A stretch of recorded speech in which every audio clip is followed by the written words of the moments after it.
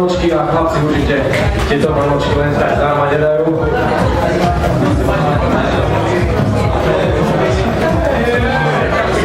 Chlapci určite majú vlastne plány, ako je vyjednávanie.